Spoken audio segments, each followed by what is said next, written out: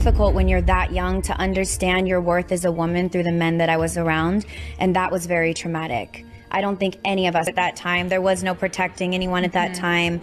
You signed a million NDAs and a million contracts that took away all your... Outside, he was this mogul. He was this guy who, could make your dreams come true. What's your stomach looking like? For real, are you feeling a little thick? I always feel thick next to these skinny chicks. You're like a burger. Diddy has been caught on camera in a disturbing exchange with Danity Kane's D.Woods, and the video is nothing short of jaw-dropping, showing Diddy's insane behavior, and it's not the first time these allegations have followed him. But that's not all. D.Woods is finally breaking her silence, and what she has to say might just change everything we thought we knew about Diddy. It's difficult when you're that young to understand your worth as a woman through the men that I was around, and that was very traumatic. I don't think any of us at that time, there was no protecting anyone at that time. You signed $1 million and a million contracts that took away all your rights. Over the past few months, Diddy has been in the middle of some pretty shocking allegations, and the fallout is still happening right now. He's awaiting trial with the date set for May 2025. This trial could end up being a major turning point for his entire career. Among the many disturbing rumors surrounding Diddy, whispers about the bizarre practices he subjected young artists to under his mentorship have been making the rounds, and one of the most talked about groups in this scandal is Danity Kane. The group was once seen as a success story, but behind the scenes, there are darker stories coming to light from the outside.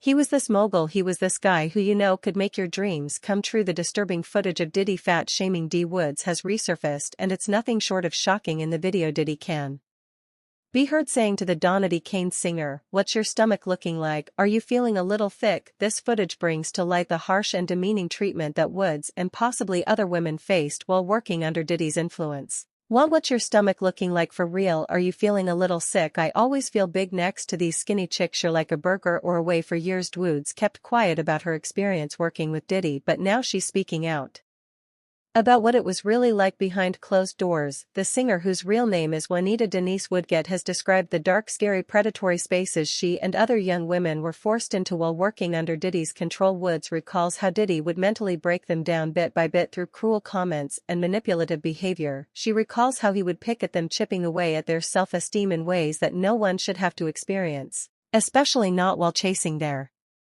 dreams in an industry that's already so tough. Woods explained how she saw herself in those dark moments, hearing some of the most degrading things anyone could say to her. From the outside, Diddy appeared to be this powerful mogul who could make anyone's dreams come true, but inside that world he created an atmosphere of fear, manipulation, and mental mistreatment. But Woods wasn't the only one to face these kinds of treatments under Diddy's control. She describes how Diddy treated the aspiring artists around him like a piece of meat, constantly reminding them that their worth was only tied to their looks and not to their talent or hard work. And that wasn't the only issue. Woods has spoken about how in some cases it felt downright unsafe to be alone in the same space as him. Well, Shannon, let's talk about the choice of it. Hair color change, and this just something you feel you want to stay with? I really like it. I mean, I love being BL too, but I like it. I hate it, yeah. But despite all the shocking allegations against him, Diddy has denied everything. His legal team has pushed back against any claims of misconduct, including serious accusations involving his infamous white parties between 1998 and 2009. Diddy's team has called these accusations unsubstantiated,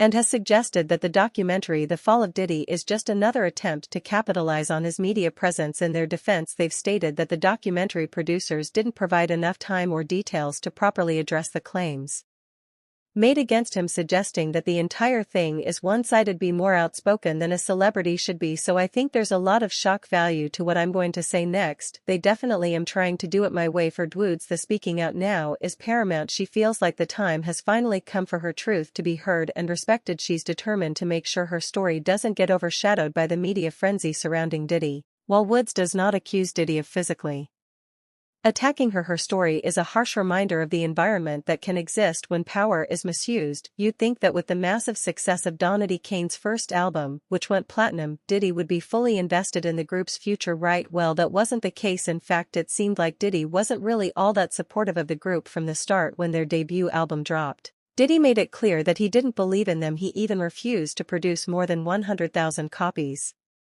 saying that they would never sell more than that. Despite the massive success they had with that album, it was clear that Diddy wasn't all that invested in their growth. Diddy definitely was able to get our names out to a large number of people, and that's something that all of us are very thankful for. I'd say Diddy is very specific, and he likes things done a certain way, and so I constantly had to be striving for perfection with him. Things only got worse when Danity Kane opened for Christina Aguilera on the Back to Basics tour in 2006. You'd think a tour of that caliber would help boost their profile, right? Well, Diddy and Bad Boy Records didn't lift a finger to help fund their performances. In fact, the group had no idea that they'd be as big as they turned out to be. They had to make do with what they had, sewing their costumes from Forever 21. And even then there was no support from the label. The first time around I was heavily controlled in that situation, and I wanted to come back and try to do it the way that I saw it happening. Did's focus wasn't really on the group's music career. It seemed like he was more interested in the TV version of making the band the flashy, high-profile part of the show. Once Danity Kane started blowing up, Diddy and Bad Boy Records scrambled to catch up, but by then the group was already struggling.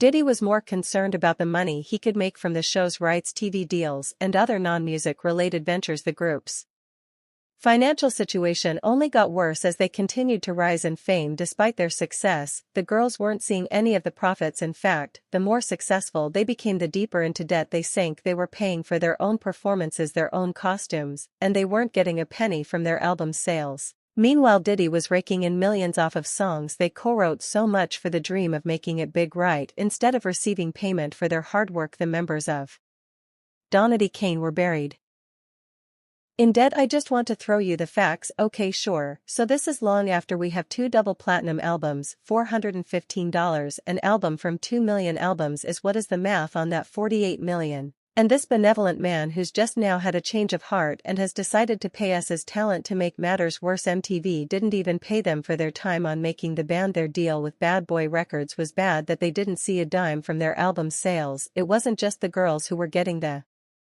short end of the stick. Their manager had no qualms about dropping them during the height of their success. No support, no money, and a group that was slowly falling apart. The financial stress, lack of support, and growing tension within the group eventually led to the breakup of Dan Kane without any second album in sight. And the girls being unable to answer the media's questions about what was going on. Rumors began to swirl. The first big rumor was that D.Woods had left the group to pursue an acting career, which wasn't true at all. Then TMZ published an article claiming that Aubrey O'Day was leaving Danity Kane to join the Pussycat Dolls. As tensions rose, the group started to fall apart, and so did their dreams. After the collapse of Danity Kane, Diddy seemed to completely move on from the group. He quickly turned his attention to a new project, Day 26, forming them in the 4th season of making the band. The debut of Day 26 should have been a big deal, but the truth is the ratings for making the Band 4 didn't even come close to the record-breaking viewership that Danity Kane seasons had brought in. It was clear Diddy and MTV realized they had made a huge mistake by sidelining Danity Kane. If they wanted to keep the show alive, they would need Danity Kane back out of nowhere. The group wasn't on the back burner any longer. A second album was in the works, and Danity Kane was back in the headlines once again. Along with Day 26, they became the face of making the band, for giving the show an entire new vibe and energy. This season was full of drama, combining the two groups into one show made for great reality TV. There were hookups, tensions, and endless drama between the group members. It was a mess, but it was great TV and the fans were hooked. However, it was also the beginning of the end for Danity Kane. It all started when Diddy's relationship with Aubrey O'Day began to sour. Diddy had always favored Aubrey, and she had essentially been the face of Danity Kane. He built the group around her, believing she had the star power to carry the band, but something changed during making the band. For Aubrey, who was deeply involved in the Hollywood socialite scene, found herself constantly in the spotlight. Her new sexier look didn't sit well with Diddy, but that wasn't the real issue. The real problem came when Aubrey started speaking out. She was honest about how the group had been shelved and how Diddy wasn't giving them the support they deserved. Aubrey's comments made